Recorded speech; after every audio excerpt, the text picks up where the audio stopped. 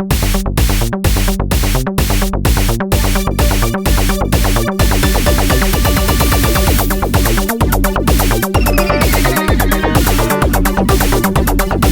to another episode of Beyond the Beef, where we not only talk about everyday problems, we talk about everyday solutions.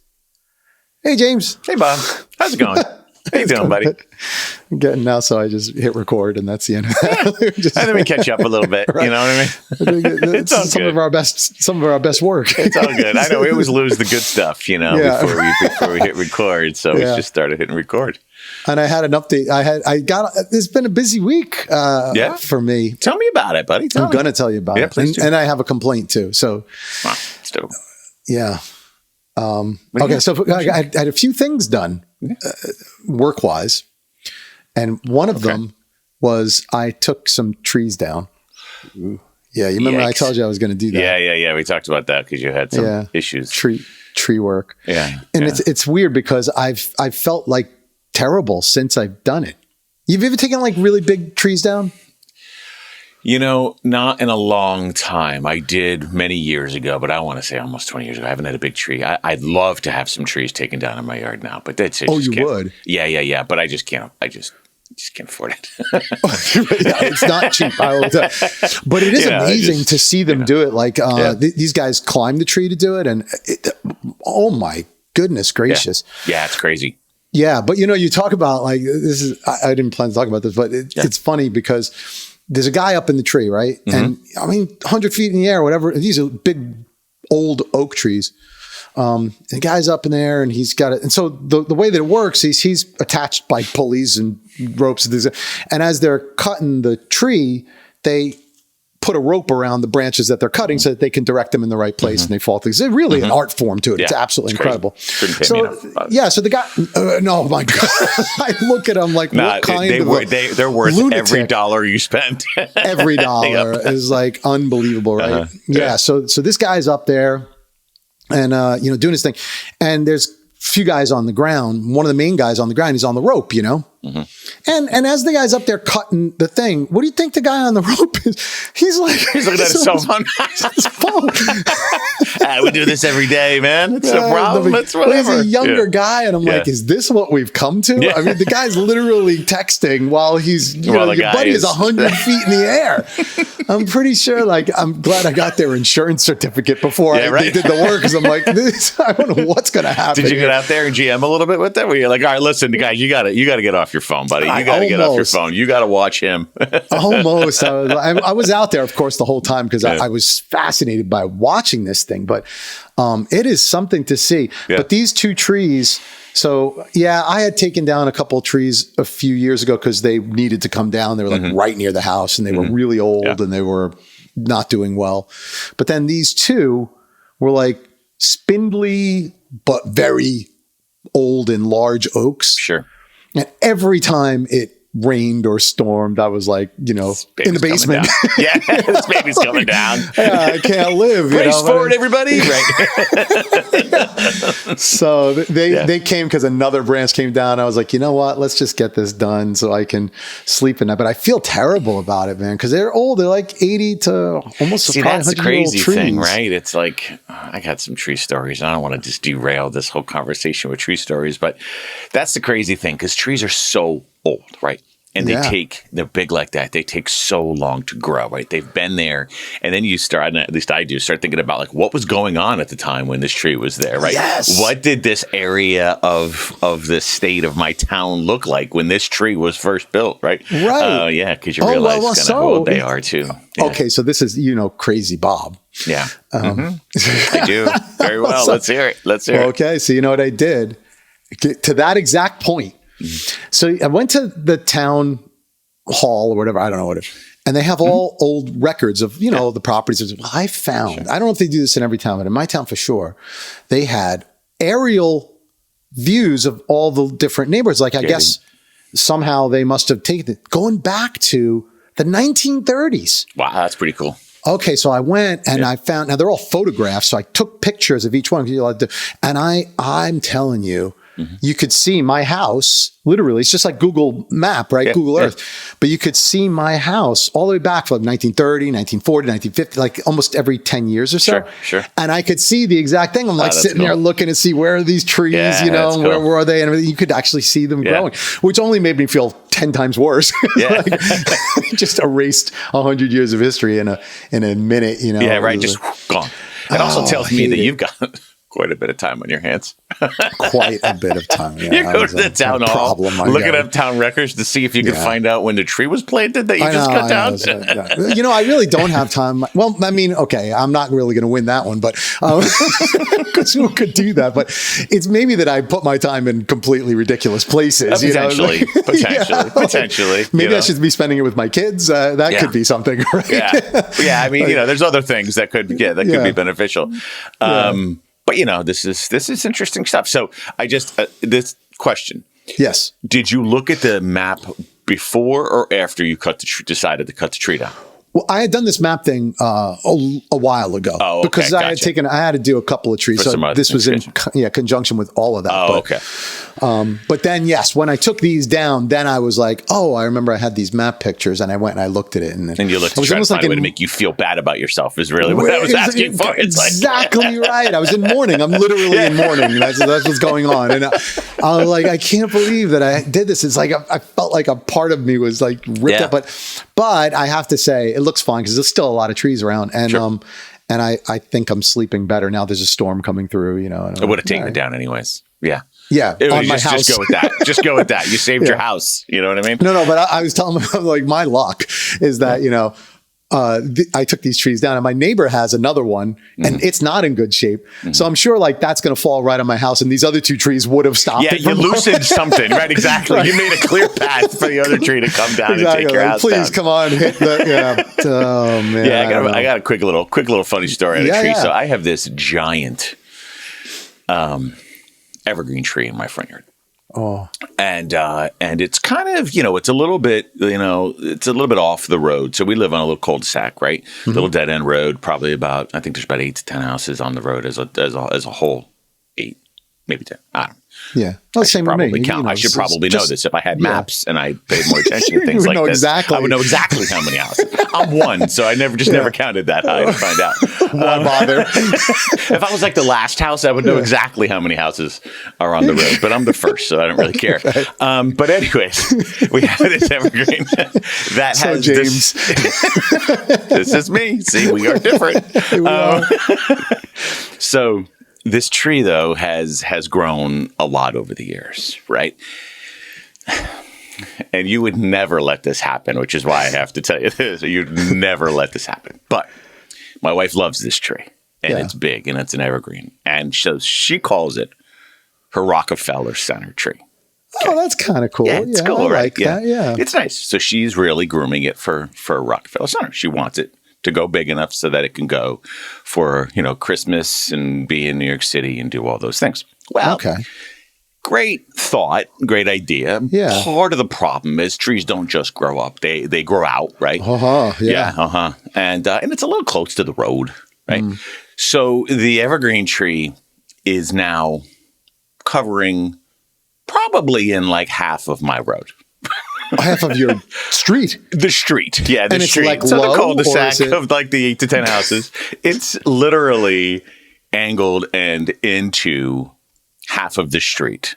Okay. Wow. That I live on. But low, like, so in other words, cars can hit it or no? Oh, yeah. Yeah. Cars can hit it to the point where the mailman drives up to the mailbox, right? Right now. A mail person. I don't even mail woman, actually. I think we have. She'll put the mail in the mailbox and then have to reverse a little bit in order to go left and around the tree that's in the street, right? Yeah. So not too long ago, probably about a week and a half ago, guy shows up and he's like, listen, you know, I like the tree and all, but are you okay? We have to kind of cut this back. It's this person in the neighborhood. A guy from the town. Oh, actually, from the town. Okay, the town that we live in. Someone called, by the way. Comes in. Yeah. He's, like, he's not just going around inspecting. He's like, someone nobody called. Nobody is like, you know, Yeah. Guessing you're a male person. Probably. Somebody's got an issue with it. Yeah. Or the plow person, Yeah, right? Anybody, right? Whoever's plowing in the wintertime or doing whatever, like they just stop. Of course, it leads to me needing to then shovel all the snow from, of course, from the bottom of my driveway because they have to go around. Neither here nor there. It's for Rockefeller Center. So the guy shows up though, and he's like, I kind of gotta cut the tree around a little bit and do whatever. My wife's like, oh no, that's going to Rockefeller Center. So she wouldn't let him do it? Well, she really didn't have much of a choice. I was going to say, like, the town it's a town-owned road, or is it not? Yeah, it is. Oh, then they have the right. Totally have every right because they're plowing it, right? Of course, the town starts plowing, it's town number. But he's like, all right, I'll do what I can. I'll try to, not make it too bad, whatever. And I'm sitting there going, you're going to chop this thing. You're not going to be the guy doing it. First of all, you're just going to tell some guys to go cut this tree out and they're just going to whack. So nothing has happened yet. And it's been a couple of weeks since this guy, about a week and a half to 2 weeks. You should get your own guy. Because you know what he's going to do? He's going to just chop off the part that's over the road. It's going to make it's ridiculous looking. It's going to look ridiculous. It's going to look ridiculous. Yeah, it's going to look ridiculous. Now, how tall is this thing? It's up there. Man, it's like up there. 40, 50 feet, you think? Yeah, at least. Yeah. But you to put lights on it, you'd have to put a bucket truck or something like that. You would, yeah. Because that would be cool now. If you really want to do a Rockefeller, we got to get some. Yeah, we'd have to get a bucket truck. Now I have to do some other things, so I'll probably need to do that. Maybe see if the fire department, they've come before, and just for like a tip. Yeah. If the fire department will come, you give them a tip, whatever, they'll do whatever you kind of need, whether it's for lights for a tree. But I have a big flagpole in my front yard, so we had to redo all that stuff. So they came to do that and stuff like that too. So yeah.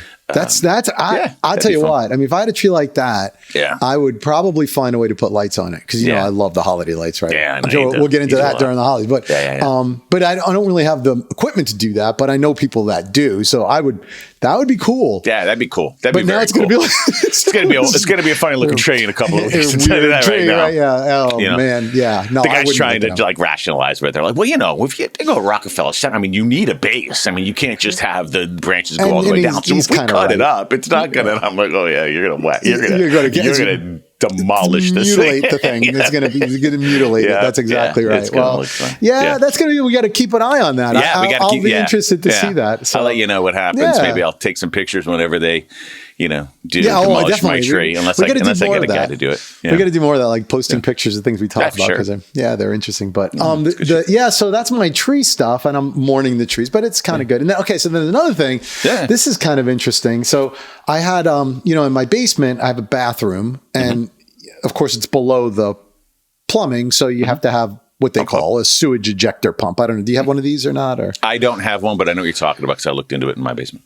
Okay, yeah. So the people that are not in the Northeast or areas where they have basements might not be as familiar with it. But if you have a basement, it's kind of common, right? If you have any room in the basement that needs it. So we have the sewage ejector pump. Okay, so it was old and it needed to be replaced. And of course, being me, I'm like proactively replace it before I have crap all over my brand new basement that I redid. So I'm like, sewage ejecting into your house. Probably not a great idea. Exactly, not a great idea. So I got a new one. Okay, so here's the interesting thing.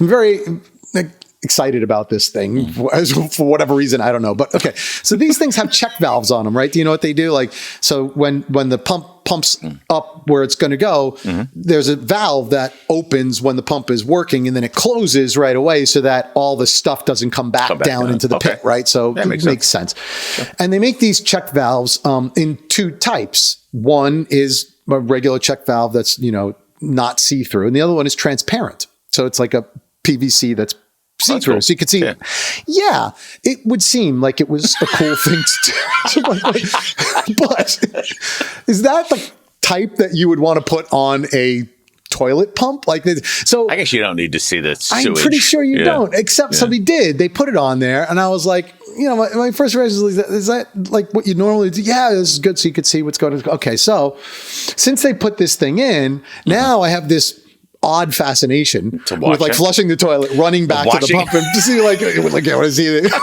see what goes through, right? it's this disgusting kind of weird fascination, right? Oh my God, why did they do this to me? That is really funny, dude. Isn't it weird? And as it's strangely enough, nothing like I'm thinking something interesting is going to come through, but nothing did. It's like just like kind of dirtyish water. It's not that bad, you know. So like, do they do that to know or to try to know if it's not working? Like I think that's the idea. Yeah, but you would normally do a clear one like on a sump pump that's pumping just regular water, not one that's pumping crap. Yeah, exactly. And it's a strange kind of thing. So I don't know. So now I can't I keep on using the bathroom in hopes that something's going to come through. Something cool is coming through? Like, what are you going to get? You're going to see money going through the But all that's happened so far is that like semi-clear water comes through and then some like weird stuff settles down. It's nothing good that's going on. So I have to find a way to fix that. You'll get over it though. You know, it's probably just the initial fascination of something new. You know? I don't know that I will. I hope you're right. I really do. But they have just created a new hobby for me. Yeah. Did you show your wife? No. She, believe me, she would never want to know that. And I'm a little embarrassed, to be honest. Like, she's like, why are you spending so much time down there? I want to see what's coming through. You know, that's pretty funny. Oh yeah. So that was and of course, as soon as I got this thing put in, I had to also get my septic tank pumped out. So that guy comes out and I said, "Oh yeah, I told him the story." And he's like, "Oh, you got an ejector pump? How much you pay for it?" I'm like, "Oh man." So I tell him the price. Like, "Oh, I could have done that for half." I could have done it for better. What did you tell me that for? Like, I could have done it for better. And I would have never used a clear valve. Yeah. Because you told them about it. You're like, dude, this guy put a clear valve on this thing and I can't stop looking at it. Yeah, I mean, it works. It's not like it's going to be broken. It's just, you don't use it for this reason, right? Yeah. It's not something you generally want to see. You did have a busy week. I did have a busy week. Septic, sewage ejector, trees. It's like one of those weeks that I had to fix up the house, you know, good for you. Get that stuff done. I guess that's been a year. I mean, it's been an expensive year for my house, let me tell you. Yeah. but you know, I haven't done things in a while and you got to keep the value up. And that's right. You had the bathroom redone and all that stuff too, man. 3 bathrooms redone, and then the basement, had to be redone because of a flood. So, really? Really? Well, yeah, that was last year though. Okay. It was a little flood from my window, and so I had to get the window repled, and then they had to take up the carpet. So I was like, well, let me redo the floor. So it wasn't like a complete redo, but whatever. So just money. Yeah, I'm broke. Yeah. There's no doubt. Yeah. Mm-hmm. Yeah. There you go. Yeah. What are you giving me that? Welcome to my world. Yeah. So anyway, what have you been up to this past week? Anything fun? Last week was actually a pretty monumental week. What happened? A pretty monumental week. From my mother-in-law. Oh yeah, of course. So she retired. You said she was doing that. Yeah, she retired, so that's official. And she had her 70th birthday on Saturday. Oh, so we had a little combination, little gathering, get together of her birthday and a little retirement. We had a little soiree on Friday. I smoked some meats, made some ribs and some wings, and then I tried this new little recipe out. They're called smoked shotgun shells. They're like monogot shells with like sausage and beef and cheese and a bunch of yummy stuff wrapped in bacon and smoked for like an hour and a half. I thought you looked a little heavier this week. No, actually I'm lighter, but more of a carnivore diet lately. But that's good for you sometimes. Yeah. I actually saw you post those meats, and man, you looked impressive. That was thank you. Oof! I was almost in a car. Well, you know what? Let's talk about this for a second because I've decided I haven't been posting at all. I don't really post on Facebook a lot personally and stuff. I get tagged. My wife likes to post. Yeah, I know that. Doing stuff like that. And I'm approaching my posts a little different because I posted, but what I wanted to really post was that I had such a great time with my son making that meal, right? He helped me season the ribs. He helped me cook. And it was a different bonding experience that didn't need to be on a phone or didn't need to be, sitting quietly at a TV or even just throwing a baseball or football, which is what we like to do too, right? We were just us creating some recipes, trying something new, cooking. We did it for a couple hours. He helped me with the smoking. He helped me put the barbecue sauce on, had me do all that sort of stuff. So I wanted to make sure, I didn't want the post to be all sort of about me. I want to tell people, give this a shot. This is what I do with my son. Like, cook with your kids. Well, that's what you said, if I recall. It was like, this is something I recommend, right? Because give it a shot, Yeah. And then actually I posted something yesterday because I made my mom's linguine and clam sauce, which is one of my favorite meals I love that too. all times. My favorite. One of my, I like it a lot. Yeah. I love it. And part of the reason why I think I love it is like, it was always Christmas Eve. My mom made it. It was great, Seven fishes. I'm working. Yeah, that's exactly it, right? Part of the seven fishes was always a clam sauce, a red lobster sauce, and all the other fishes. But I made it, and I was like, it feels good. Felt good making it. Tasted a little bit better, I think, than probably, whatever. But I posted that. I was like, you know what? This makes me think of my mom. If you're interested in the recipe or something, I'll give you most of the ingredients. It's a secret recipe a little bit. But they're all the same, by the way. Leave off a little something.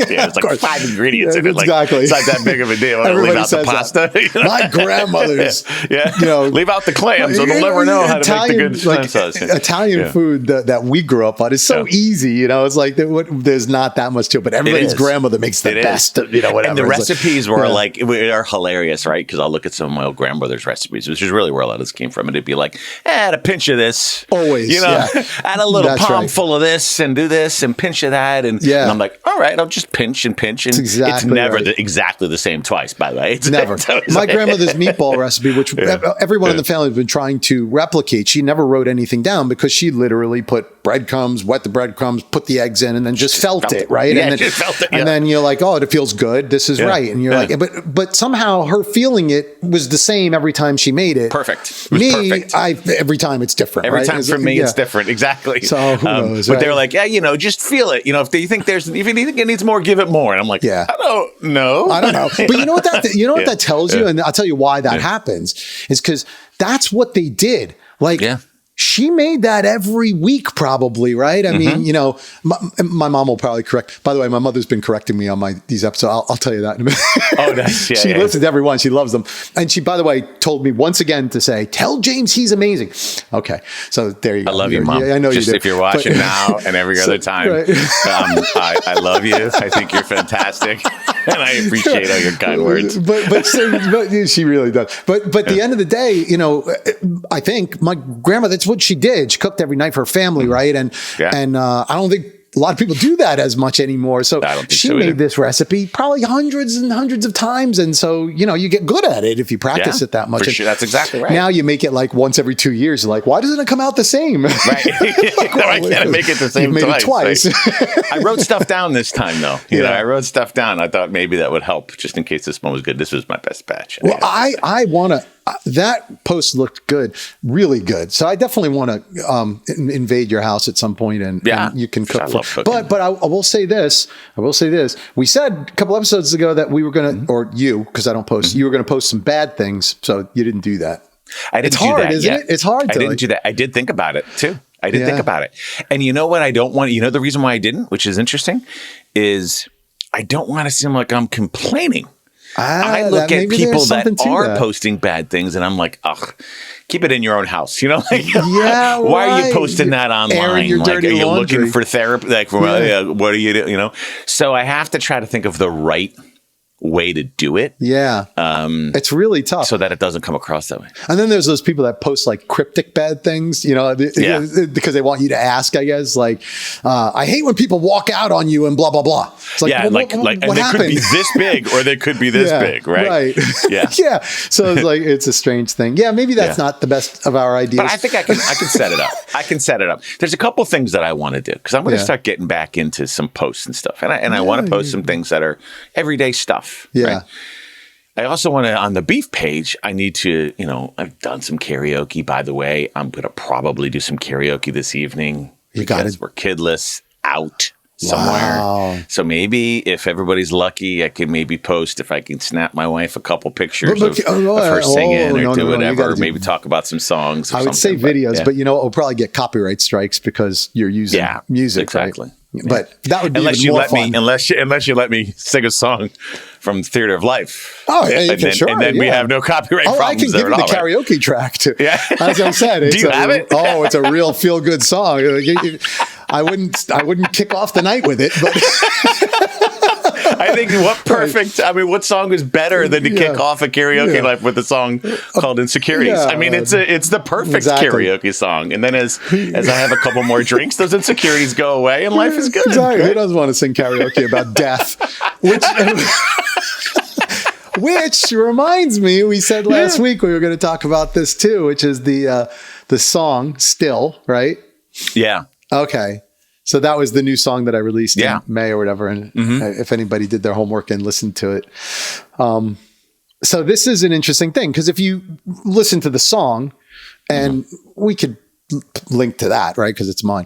But it's clearly about somebody who has died, right? I mean, it's like somebody who's like, died, and then there's some type of regret about like how I treated you when you were alive. And then, now you're laying there still and I regret everything, right? That's the basics of the song. So it's a deep, depressing, typical Bob Theater of Life song, but a good song, I think, right? Okay. So people say, wow, it's really deep. Like, who is it about that this happened? And this is the secret that nobody knows. It's about my cat. Oh, Bob. Are you serious? But it's an older cat. This was back years ago. Did you not treat it well? Did you guys fight a lot? Great. I treated it great. But here's the story. Boy, the animal lovers will not like this one, but I'm going to tell it. This is exactly what happened. So the cat was old, 17 years old. So it was definitely at the end of its life. Yeah. So it's not like I'm like, yeah, for sure. But my son had just had tonsillitis, had to get his tonsils out, and the cat had been, degrading over time, right? Deteriorating and getting to the point where it wasn't peeing in the litter box, right?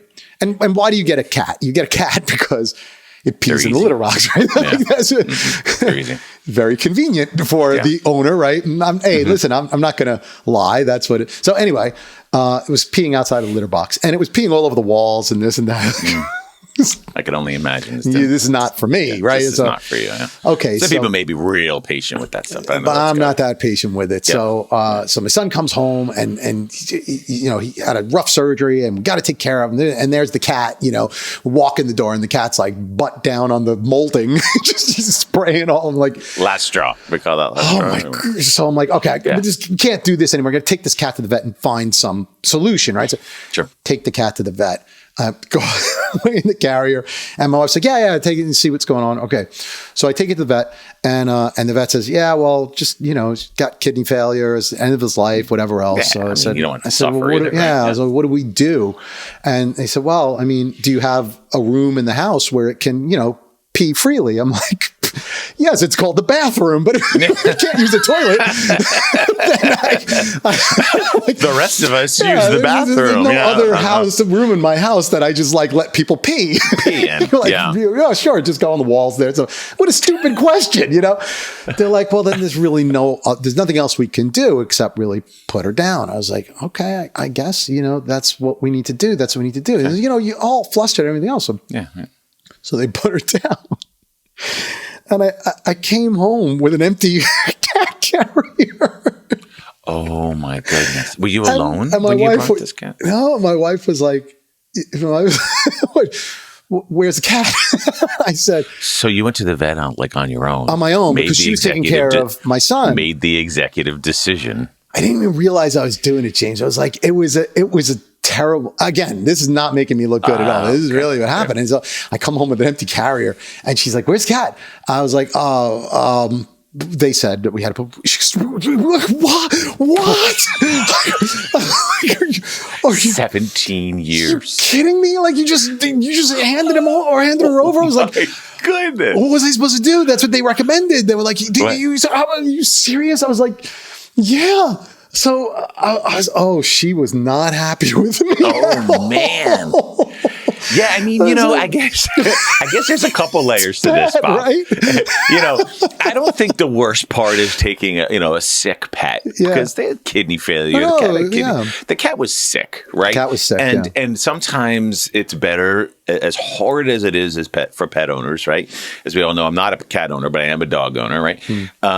As hard as it can be for our pets, sometimes the best choice is to they're in pain, right? Yeah. They're going through problems and whatever. And sometimes that is just the best choice for the rip off animal. the Band-Aid, right? It's like, exactly. Yeah. That's not really your issue here, Bob. Not at all. Your issue here, Bob, is the executive decision without any collaboration for nobody else to really say goodbye to the cat. Exactly. This is the problem. But I want to say what was going through my head, right? Because I realized now, and right afterwards, I realized, oh my God, what did I just do? Right? Yeah. Thus the song. But, but at the time, what was going through my head was like, I don't want to bother anybody with this because she's got a lot going on with my son. He just got out of surgery and she's taking care of it. Like, is this what we need to deal with right now? So let me just take care of this for the family, right? That was my thinking. And plus, you're kind of nervous, because the vet's says, well, this is your choices. What do you want to do? And I'm like, well, I don't want to take her home to pee freely. I don't have that option. So should I just leave her? She says, yeah, we can take care of it right now. So it's there was not pressure, but it was more this is what you do.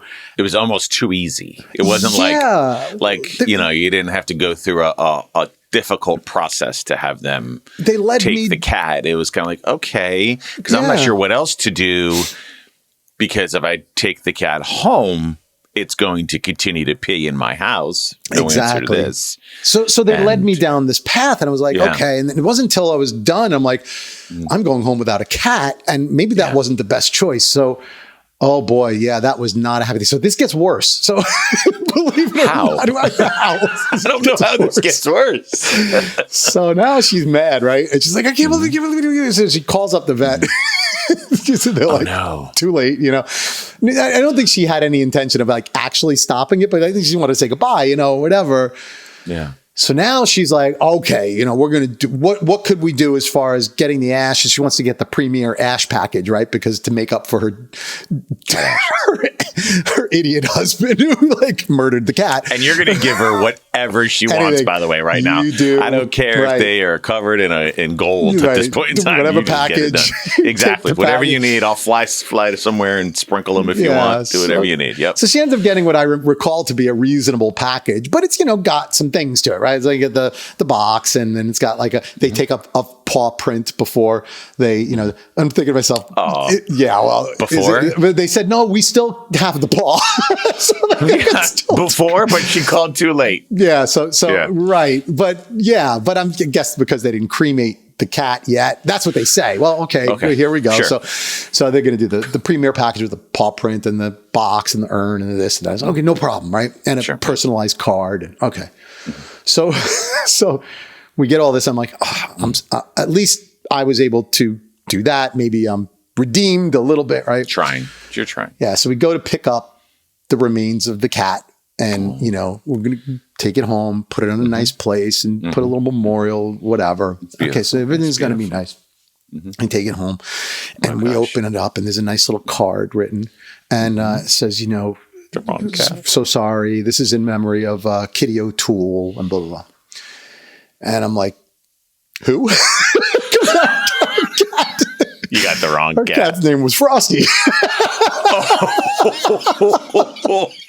Oh my goodness. So we got the paw So then print. they gave you the I'm only wrong laughing about this because it's cat. been a long time. This is over 10 years ago, but you think, so I'm like, you guys are killing me, right? So Killing me here. So go back and call the vet up again. I'm like, you think this is the wrong cat? They're like, so then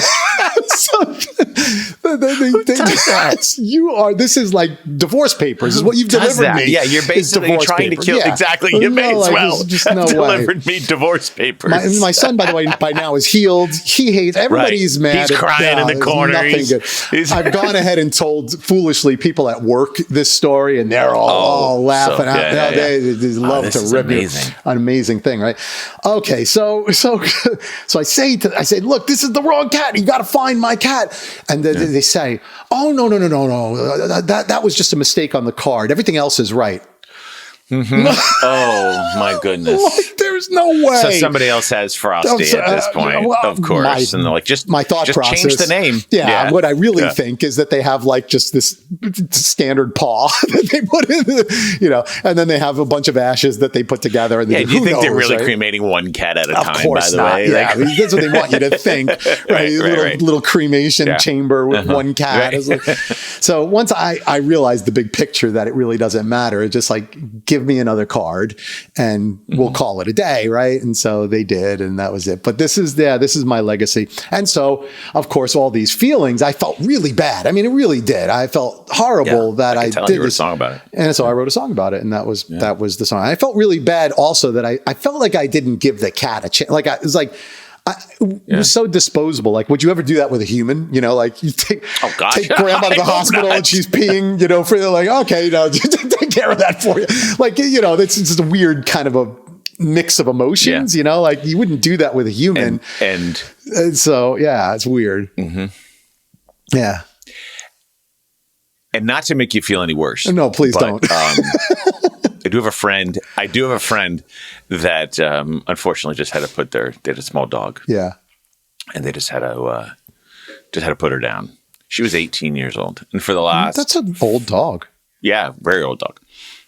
Last handful of years, I don't even know the total to be exact. The dog wore a diaper. Oh, yeah. No, see, I couldn't do that. So a diaper was an option, Bob. Yeah. You could have put the cat in the diaper. I know. But this is like an option. Diaper's an option for grandma too, right? This is why I felt bad. That's what I'm saying. This is why I felt bad. Because I think about myself, like the minute that I can't control my peeing, they're gonna kill me. Like it's a weird. It made me feel really bad. Anyway, there's the song. So now it's a very touching song. So you could see like what was in my head. I do honestly feel bad, although it is kind of a funny story as well. And the end result is I'm not allowed to ever take an animal to the vet by myself again. So we have a cat right now. Oh, of course not. And literally this happened this week too. The cat got sick and wasn't feeling good. We had to take it to the vet. Everyone's afraid. And I was like, I could take it. Like, no. There's no way you're taking that cat to the vet. So anyway, there you have it. Yeah. I had a dog when I was growing up. Great, awesome, fantastic dog. Her name was Spunky. Spunky. Got her when I was young. She died young. She died at like 8 years old. Long story short, she wound up passing away peacefully. And because I don't, and at that time I didn't write music or really have much musical prowess at all outside of karaoke. We buried her, and the song that always makes me think of her is Pink Floyd's "Wish You Were Here." Oh, that's nice. So yeah, that's nice. It's Spunky's song, So I just kind of, I kind of have that song, and now I hear that song, and even at ripe old age of 48, that song still means something from my dog. You know what? That's what music does, right? That's what music does. Pets are amazing with the mark they leave on you too, though, right? So music for me is that catharsis, right? That's what. But my songs are mostly like kind of depressing because that's what I use it for. I use it like when I'm not feeling, great about something. I write a song about it. It makes me feel better, right? And so whatever. Right. So there it is. But that's the song. And I will say one thing I learned out of it is Kitty O'Toole is one heck of a good name for a cat. Kitty O'Toole is a cool name. I got to tell you. That's a cool name. I got to tell you. I just wanted to see like Kitty O'Toole. That's Frosty's like a bit lame. I'm not going to lie to you. Frosty's kind of terrible. Terrible name. The name itself is kind of bland. It's a bland name. We're bland naming thing. Our current cat is named Stampy. So there, that's Stampy. It's like kind of okay, but I think, but whatever. All right. So that said, we're kind of getting close to that. I do have a beef. I have a beef that I wanted to bring up. Yeah, let's talk about it. Now, we are on a 2-week lag, which I have to stop because we're doing these every week now. Like I had a lag in case, but we got to catch up. I got to catch up. So I might release one in the middle. Do it. And then that way we're more current. Because what I want to talk about is the Olympics, which is going on right now. Because I think that's a good call. Okay, it's been on my mind a lot. Yeah, now I have a lot of beefs about the Olympics. We could probably continue this, but there's one beef that I have that is tremendous and is driving me crazy and makes the Olympics unwatchable for me. And that is the term GOAT. Have you been following any of this? I haven't for the Olympics. I mean, I've been following some of the Olympics. Part of my beef is the Olympics and the fact that I'm much less engaged now than I've ever been. Yeah, too. The term GOAT has been used incessantly. I follow football a lot, so it's been going on like crazy for crazy. So Simone 12. Biles, who of course is fantastic gymnast, and she won a lot of medals this time. She every time they say her name, they say the GOAT, the GOAT, the GOAT, the GOAT, which sounds terrible, right? I mean, but I get yeah, of course. So somebody like doesn't understand the slang is going to be, why are they calling her GOAT? Like that's a terrible thing to call a person, but it's every single thing. And here's the two things that bother me. One, this is a perfect example of like old people like us, hijacking a slang term and thinking it's cool. So we use it like every single sentence. And it's like, everybody that's younger is being like, stop, just please stop saying the term, right? But then if you analyze what the term is, I know they've talked about this with, Tom Brady and football players and things like that, like greatest of all time. It's ridiculous. All time is all time. Like you're the greatest right now. And even that, maybe you're not, but next year you're not. Like if the Olympics has taught us anything, every Olympics, they break the last record. So yeah, exactly. And then they're talking about her being the GOAT as she's not winning. like she does this. It's the GOAT. Simone Biles, she didn't medal this round, but then she's not the GOAT, right? And then they had the nerve one sentence to say she's the second most decorated gymnast of all time, something like that. I can't remember exactly the stat. She's the first now, but and she's the GOAT. No, the GOAT is the first, the most decorated. Like, why do you keep saying it? And this is nothing against Simone Biles. She's like an amazing gymnast. Amazing. I'm sure she's a wonderful person. I don't know anything about her, but what kind of pressure is that to put on a person? Like, stop saying it. It's not, first of all, it's not true. Second of all, it's ridiculous. Like, it drives me nuts. Absolutely. And nuts. It totally hear you. So there's a couple things to unpack there, right? Term usage, something we need to unpack. I'll stick with I'm talking like other term usage, like if I was saying you got Riz over and over and over again based on this term that people are using, right? Yeah. GOAT is the big one. They talk about all this stuff. Yeah. And it doesn't mean anything. It loses, to me, it just loses its importance. Like if you're going to call everybody the greatest of all time, then nobody is. It's not the greatest of all time. Exactly.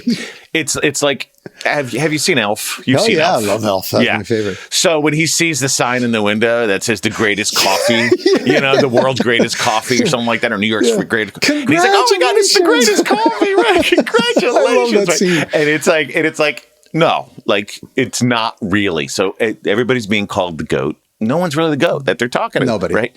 All time is a term that should rarely be used, right? Rarely. Ever be used, I think. Right. Simone Biles is absolutely amazing at what she does.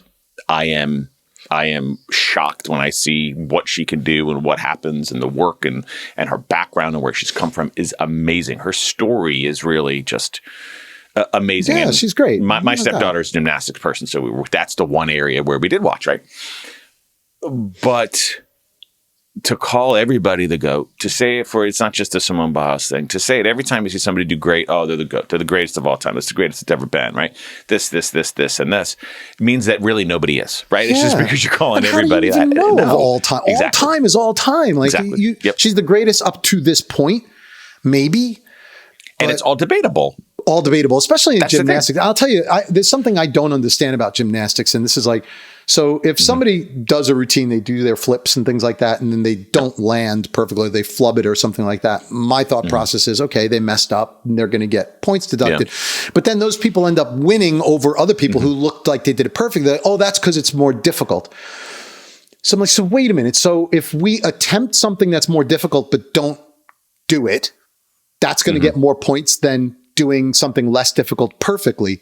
I mean, I guess that's the rules, but it seems odd to me because then why wouldn't you always just continue to try to do more difficult things and just not land it? It's like a weird kind of a way to score things in my mind. Right? Yeah. So it can get complex in gymnastics, but I'll just leave it at this. The more complex the routine, the more points you have the ability to earn, right? Yeah. You may have a higher ceiling. landing it isn't the only thing about doing it, right? So when you go up there and you do whatever you're doing, whatever triple Lindy you're doing up in the air, and you take a step, it doesn't mean you didn't fully do everything in the air. You just lose a part of a point because that little step. So they still, if they didn't do the thing in the air, if they didn't do the flips and the triple Lindy part of it, right, then they would be taken off of all of that sort of stuff. Yeah. But they're doing it. They're just, that step is what they're not getting. They're getting a small deduction for the step as opposed to. I see, because you're scoring the entire thing. I mean, that makes sense. But you know what the problem is? Like, if you're watching it to the layperson, and I think this is another, maybe the fault to me then lies with the announcers, right? Like, explain that to me. Like, you have all these tools that you can slow-mo and draw things in the air. Like show us and teach us what you do. Instead, they're just like, oh my God, she's the GOAT. Tell me why. Yeah, she didn't look like the GOAT. Maybe she just fell, the same right? So like, why is that the GOAT? Yeah. Maybe everything she did in the air makes her the GOAT, but I don't know that. It's like some secret code. Like, it's a big problem. Yeah. It's a big problem in gymnastics, right? Because I've gone to many meets. Like I said, my stepdaughter's done it for a lot of years, and whether she was on beam or she was, on the bars or in the vault or on the floor, I thought I'd be singing a 10 and this other score I'm like, why? Like, she landed them perfect, right? So then, but nobody ever teaches you. You kind of got to figure out. You talk to a parent that talks to another parent that has done this in the past that knows X, and nobody understands how the scoring works. Yeah. Like, this is fundamental. If you're doing the gymnastics, tell me how people are earning their points. If you're commentating gymnastics, maybe you want to explain to the general public how points are created and where they go and when they get them. And I'm guessing gymnastics isn't the only sport that they would be smart for them to do. Well, ice skating too is the same. Figure skating, like in the winter, is the same thing. But like they have these moves that they do, and I'm sure they're amazing. Like, but then they name them after the person. She's doing the biles. It's like, well, I don't know what that is. Like, can you just tell me what the biles is? That way, I can say, oh yeah, that was really good. It was like, don't treat me like an idiot, But they just like, and maybe they got to do it for all sports. Maybe that's something that happens. Maybe you get better viewers in all different sports, whether even if it's football or baseball or something like that. Like, if you're doing the Olympics and you're doing things like that, tell people how points are. Maybe you get different watchers because then they understand what the heck is going on. Give me the decoder. I was watching synchronized swimming. I got no idea what I'm looking at. I saw that. That's weird. I was at a restaurant yesterday and I was watching this thing. I was like, what is happening? Well, they've gotten I think they call it like artistic swimming now or something like that. They've gotten all like, it's crazy. Like, they like these movies. Like, whoa, it's like watching. They were moonwalking. They did a Michael Jackson song I saw in the Olympics, and I was like, "What's happening here?" And I thought, by the way, that they can touch. I thought, maybe they could touch a little. They're good. They can't. They're doing a lot of stuff that I could never do, but it is odd. It's odd, and it's one of those sports that, like, I'm sure it's way harder than it looks. Oh yeah, but it just doesn't look that hard. So it's like and now they've added breakdancing. You've seen this? Is like, I haven't. That's coming up. I think maybe tomorrow. Breaking was a great breakdancing. Something like that. I don't know. Breaking the movie. Oh man, I love breakdancing, but I don't. It's interesting. Well, I don't know how these are Olympic sports, but whatever. Maybe that's a whole other episode because I guess we've run out of time. But anyway, I wanted to bring that up. There you go. But yeah, let's continue this Olympics thing the next time because I think it'll be done by then, and I think there's some things to unpack on the opening ceremony as well. Maybe a thing or two, maybe in boxing too, and female boxing. There could be a little something to unpack there as well. Yeah, so maybe we'll try and catch up on an episode and then be a little more current. So we'll let's do it. We'll get an extra one out there for everybody. Yeah. Their viewing pleasure. Right. Exactly. Yeah. Why not? Of course, 7 people will be very happy. I got to tell you, they're good.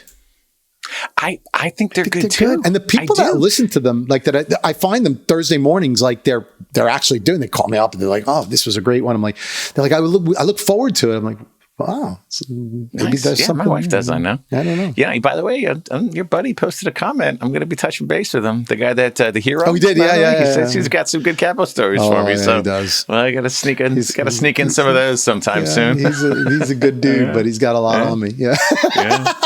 That's what I like to hear. It's all harmless. No problem. Yeah. All right. Well, I guess now you're going to get treated to some great things coming up. So don't forget to tune back in and don't forget to subscribe, comment, interact, share, tell your friends. Apparently, this is good enough for you to do that. So I hope you will. And while you're doing all that, we'll see you back here on another episode of Beyond the Beef. Thanks for joining, everyone. Thanks, guys.